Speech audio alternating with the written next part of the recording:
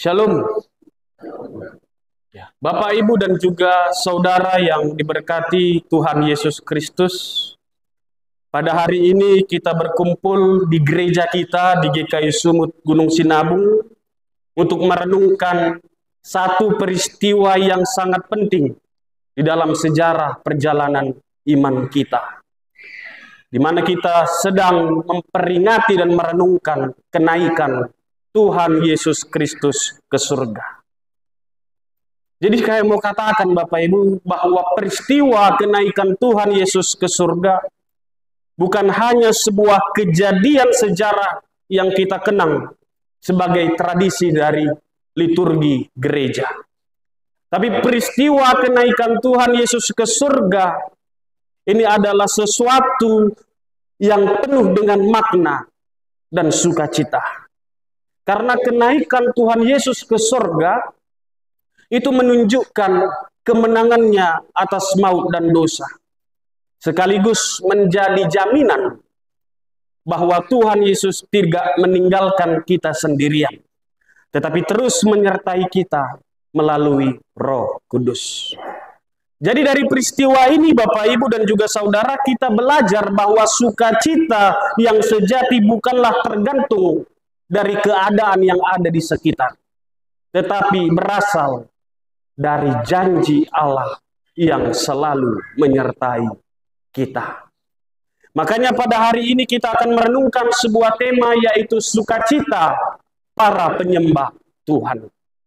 Kalau kita perhatikan Bapak Ibu di dalam Injil Lukas pasal 24 ayat 44 sampai yang ke-53, di sini kita melihat bagaimana Tuhan Yesus dia sedang menegaskan kepada para murid-muridnya bahwa semua yang terjadi di dalam hidupnya, semua yang terjadi dalam pelayanannya, ya, mulai dari kelahirannya, mulai dari penderitaannya, bahkan sampai kematian dan kebangkitannya, Yesus tegaskan bahwa itu adalah penggenapan dari firman Allah yang tertulis di dalam kitab Taurat Musa, kitab Nabi-Nabi, dan kitab Mazmur. Jadi dengan kata lain di sini Bapak Ibu Saudara, lewat Injil ini mau disampaikan kepada kita bahwa Tuhan Yesus Kristus itu bukanlah sosok yang muncul tiba-tiba ke dalam dunia tanpa ada strategi, tanpa ada rencana, dia datang mengikuti alurnya, tidak. Tapi ketika Yesus hadir di dunia, dia harus menderita, dia harus mati, dan dia juga harus bangkit. Bahkan saat ini kita boleh peringati hari kebangkitan, hari kenaikannya ke atas surga sana. Itu merupakan sebuah penggenapan dari nubuat yang telah disampaikan oleh Allah mulai dari zaman para nabi. Makanya dikatakan mulai dari kitab Musa, kitab nabi-nabi, dan hukum Taurat, kitab Taurat. Jadi Yesus hadir itu, dia melaksanakan itu, dan kita sebagai gereja merayakan yang terjadi dalam hidup Yesus itu adalah penggenapan dari apa yang telah direncanakan, yang dinyatakan oleh Allah di dalam diri pribadi Yesus Kristus. Oleh sebab itu di sini juga dikatakan Bapak Ibu Saudara, Tuhan Yesus membuka pikiran murid-muridnya supaya mereka dapat memahami firman Tuhan dengan benar. Jadi disinilah kalau kita mau melihat Bapak Ibu Saudara, sukacita para penyembah Tuhan. Ketika kita mengerti, ketika kita percaya bahwa keselamatan yang Yesus bawa adalah nyata dan sudah digenapi. Jadi pemahaman ini seharusnya membawa kita ke dalam sukacita yang mendalam, karena kita tahu Bapak Ibu, bahwa rencana Allah adalah untuk menyelamatkan saya dan Bapak Ibu Saudara. Dan rencana penyelamatan itu telah tuntas dengan sempurna.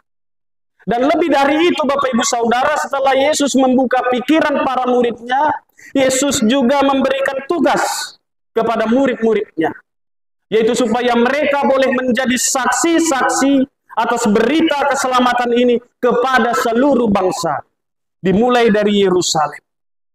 Tetapi Bapak Ibu Saudara, yang sangat menguatkan mereka dalam peristiwa pengutusan untuk menjadi saksi-saksi ini, ada janji yang disampaikan Tuhan Yesus, di mana Yesus berkata, mereka tidak akan berjalan sendiri dalam tugas ini.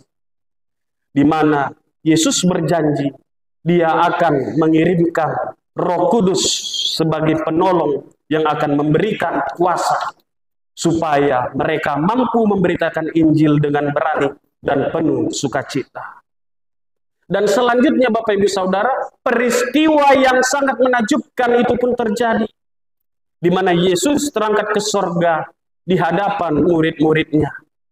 Momen ini Bapak Ibu Saudara, ketika Yesus mau pergi meninggalkan mereka, tidak diisi dengan kesedihan atau ketakutan, tapi diisi dengan sukacita yang luar biasa. Para murid kembali ke Yerusalem dengan hati yang penuh sukacita, memuliakan Tuhan di bait Allah.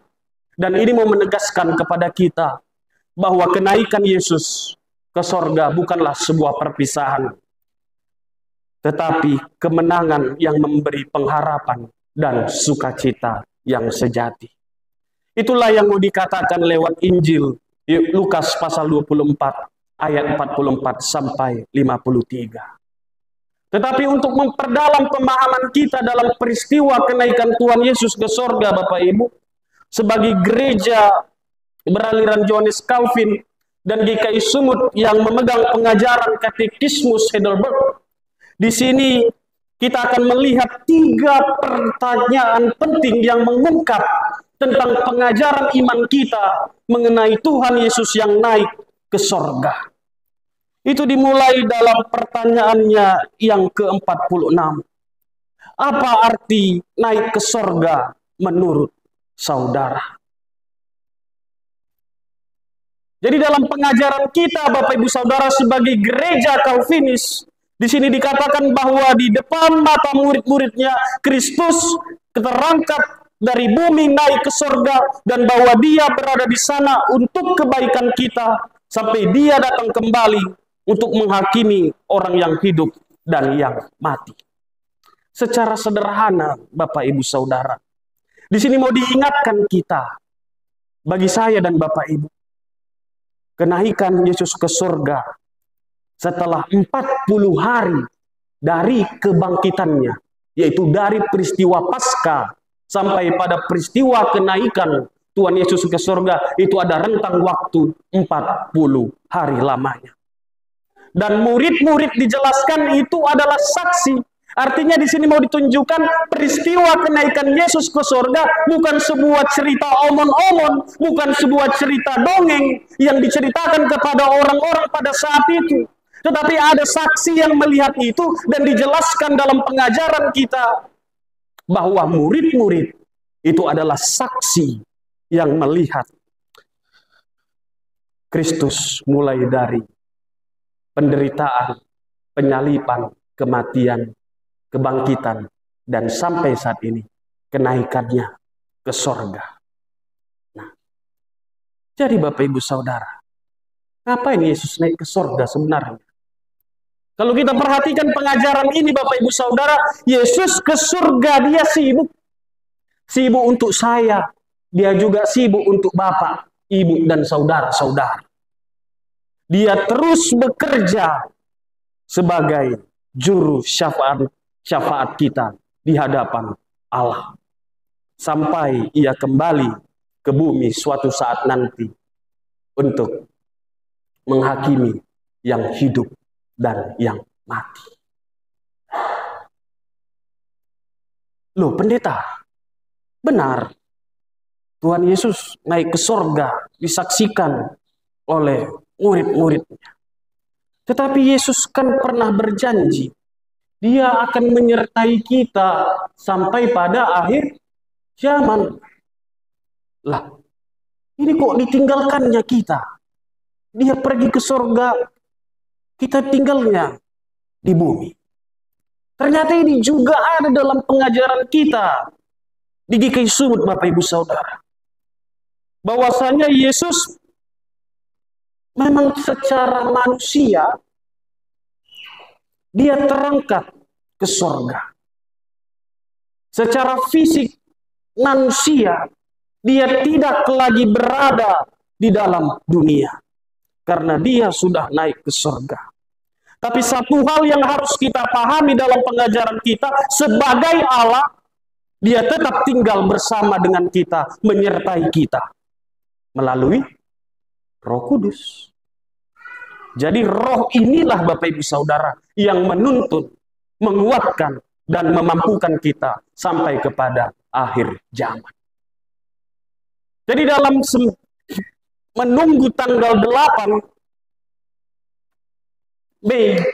Juni 2025 Bapak Ibu Saudara, inilah saatnya kita belajar seperti para murid. Bahwasanya kita sedang menunggu janji yang disampaikan oleh Yesus Kristus bahwa dia akan memberikan apa yang telah dijanjikan Bapa, yaitu Roh Kudus untuk boleh kita peringati di hari Pentakosta. Dan Roh Kudus, Bapak Ibu Saudara, itulah yang menyertai kita sampai kepada akhir zaman. Jadi Roh Kudus itu adalah roh yang mengajarkan kita, roh yang membimbing kita, roh yang mengingatkan kita, dan roh yang memampukan kita untuk boleh memegang iman percaya dalam menjalani kehidupan di tengah dunia ini. Jadi, Yesus Kristus tetap menyertai kita mulai hari ini, esok, dan sampai selama-lamanya. Lalu Bapak Ibu Saudara, pertanyaan yang ketiga dalam katekismus adalah tentang kenaikan Tuhan Yesus ke surga ini ada di dalam 49. Apa manfaat kenaikan Kristus ke surga bagi kita?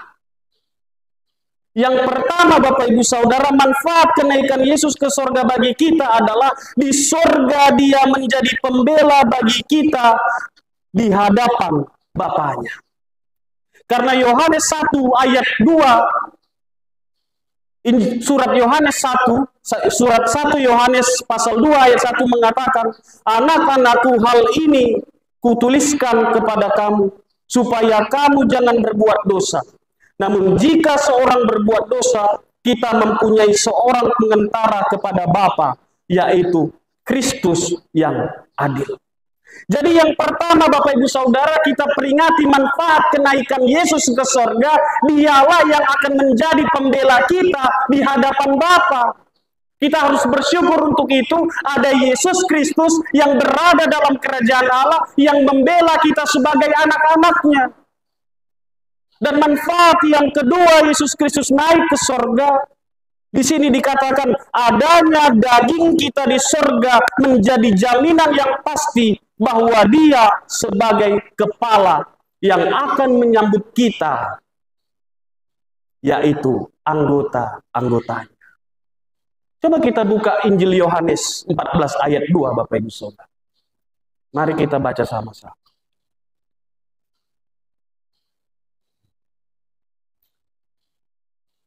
Injil Yohanes pasal 14 ayat yang kedua. Kita baca 2, 2, 3 ya. Di rumah Bapakku banyak tempat tinggal. Jika tidak demikian, tentu aku mengatakannya kepadamu.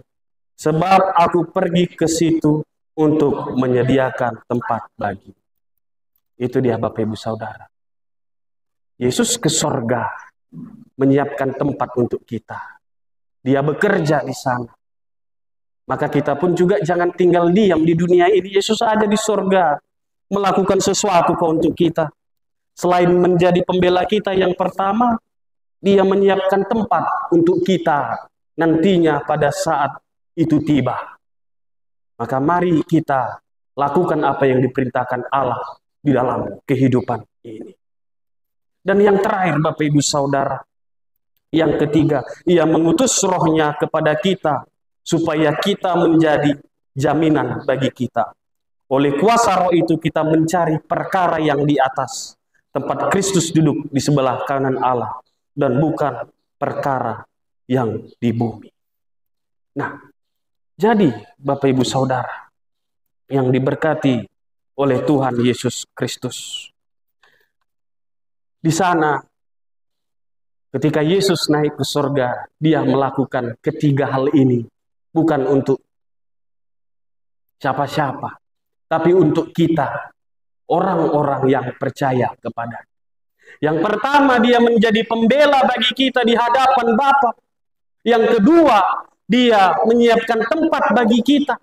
Dan yang ketiga, dari sana ia mengutus Roh Kudus untuk boleh menuntun kita, supaya kita boleh menjalani kehidupan yang selaras akan kebenaran firman Tuhan. Supaya kita menjalani kehidupan yang sesuai dengan apa yang dikehendaki oleh Tuhan. Mari kita bayangkan Bapak Ibu Saudara, ketika ada seorang anak kecil, dia baru belajar jalan, lalu anak ini kadang jatuh, namun selalu ada bapak sama mamanya di dekatnya yang siap mengulurkan tangan untuk membantunya berdiri kembali. Jadi begitu jugalah Tuhan Yesus bagi kita. Begitu jugalah Tuhan Yesus bagi saya. Begitu jugalah Tuhan Yesus bagi bapak, ibu, dan saudara. Mungkin kita sering jatuh dalam dosa. Mungkin kita sering mengalami pergumulan. Mungkin kita jatuh dalam sakit penyakit. Tetapi Yesus tidak pernah meninggalkan kita. Dia selalu ada di sorga, mengulurkan tangan kasih-Nya dan kuasa-Nya melalui Roh Kudus untuk menuntun dan membela kita. Jadi Bapak Ibu Saudara yang diberkati oleh Tuhan Yesus Kristus, tema kita adalah sukacita para penyembah Tuhan. Jadi dari peristiwa kenaikan Yesus ke sorga ini ada 3 panggilan yang menjadi perenungan bagi kita. Yang pertama Bapak Ibu Saudara, kita diajak untuk menjalani kehidupan beribadah dengan sukacita. Karena sukacita yang boleh kita miliki itu bukan hanya ketika segala sesuatu berjalan lancar. Ketika segala sesuatu yang kita harapkan itu akan terwujud. Itu bukanlah sukacita yang sejati. Tetapi sukacita yang sejati Bapak Ibu Saudara adalah ketika kita tahu bahwa Allah adalah Raja yang memerintah atas segala sesuatu. Makanya Mazmur pasal 93 ayat 1-5 mengatakan bahwa kerajaan Tuhan itu teguh dan kekal. Jadi ketika kita menyembah Tuhan dengan penuh sukacita, kita meneguhkan iman dan pengharapan kita pada kekuatannya yang tidak berubah. Artinya dalam pergumulan itu kita tetap merasa aman karena Tuhan bersama kita. Dalam kesulitan ekonomi itu kita tetap merasa tenang sebab Tuhan tidak akan membiarkan kita jatuh. Dalam kita saat menghadapi sakit penyakit yang kita derita, kita tetap tenang sebab Allah beserta dengan kita. Itulah kata Immanuel. Allah menyertai kita. Jadi itulah sukacita sejati yang seharusnya kita pegang saat kita menjalani kehidupan di dunia ini Bapak Ibu. Memang Tuhan Yesus secara fisik dia berada di sorga, tapi ia kirim Roh Kudus untuk boleh membawa sukacita kepada kita saat menghadapi segala sesuatu yang terjadi tengah-tengah kehidupan ini. Makanya ada lagu yang mengatakan, suka duka dipakainya untuk kebaikanku. Itu dia. Jadi sukacita para penyembah Tuhan, baik dalam keadaan sehat, keadaan sakit, keadaan sedang baik-baik saja atau keadaan tidak baik-baik saja, kita tetap tenang sebab Allah beserta kita. Itu sukacita para penyembah Tuhan yang pertama. Yang kedua Bapak Ibu Saudara yang diberkati oleh Tuhan, kita harus menjadi saksi yang bersukacita. Karena hari ini kita memakai tema yang diberikan oleh Sinode GKI Sumut. Karena tema pemberitaan firman yang diangkat oleh Sinode gereja kita, beritakanlah dan jadilah saksi. Jadi kesaksian kita tidak harus selalu sesuatu yang besar. Kesaksian kita tidak harus sesuatu yang spektakuler. Tetapi kesaksian kita Bapak Ibu Saudara bisa dimulai dari sukacita yang nyata dalam kehidupan sehari-hari. Kenapa Bapak Ibu Saudara? Ada lagu yang mengatakan, hati yang gembira adalah obat. Jadi sukacita, kita bergembira, kita tunjukkan itu dalam kehidupan kita. Dengan demikian kita mempersaksikan bahwa orang Kristen adalah orang yang selalu bersukacita. Meskipun dalam keadaan yang di luar kemampuan manusia, kita tetap bersukacita. Bukan berarti Bapak Ibu Saudara kita seperti orang-orang yang di sana yang tidak memiliki, artinya orang-orang di sana yang apapun yang dihadapi duduk pinggir jalan ketawa-ketawa senang. Bukan seperti itu. Tetapi kita bersukacita, kita merasa dalam hidup ini apapun yang kita hadapi, kita punya Tuhan. Kita punya Allah. Kita punya Tuhan Yesus Kristus. Itu yang kedua Bapak Ibu Saudara. Yang ketiga Bapak Ibu, kita menghidupi janji Tuhan dalam kuasa Tuhan dalam kehidupan kita sehari-hari. Jadi sama seperti murid setelah mereka melihat Tuhan Yesus naik ke surga, dia ada di dekat Betania itu, mereka tidak bersedih, mereka tidak menangis, mereka tidak merasa kehilangan, sebab mereka sudah menerima sukacita itu di dalam hati mereka, karena mereka dipenuhi oleh Roh Kudus setelah kenaikan Tuhan Yesus. Jadi Bapak Ibu Saudara, di sini kita juga dipanggil sebagai orang-orang yang percaya kepada Tuhan untuk mengandalkan kuasa Roh Kudus dalam menghadapi pergumulan hidup. Karena sukacita itu tidak tergantung pada keadaan dunia, tetapi pada kehadiran dan penyertaan Tuhan yang nyata. Karena saya yakin dan percaya Bapak Ibu Saudara, kehadiran Allah, penyertaan Tuhan, itu sudah kita rasakan dalam kita menjalani kehidupan di dunia ini. Jadi, di dalam kita memperingati hari kenaikan Tuhan Yesus Kristus ke surga, mari jangan biarkan dunia yang penuh dengan tantangan dan kesulitan ini mencuri sukacita di dalam hati kita. Ingatlah, Yesus sudah menang dan sekarang Ia sudah duduk di sebelah kanan Allah Bapa untuk menjadi juru syafaat kita. Dari tadi Pak Pendeta berkata juru syafaat, juru syafaat. Apa itu juru syafaat? Jadi juru syafaat itu adalah seseorang yang mengentarai kita dan membela kita. Ya.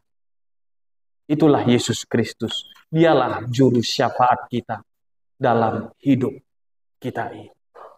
Jadi Roh Kudus yang Yesus janjikan itu akan hadir dan menyertai kita setiap saat.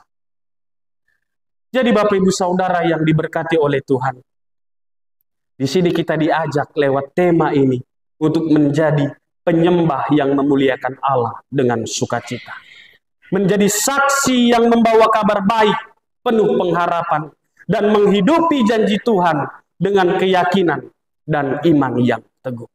Jadi ketika kita hidup dalam sukacita ini Bapak Ibu Saudara, kita bukan hanya membangun diri sendiri, tetapi juga menjadi berkat bagi orang lain dan kemuliaan bagi nama Tuhan.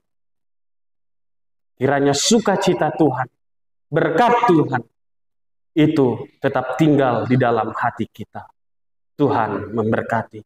Amin.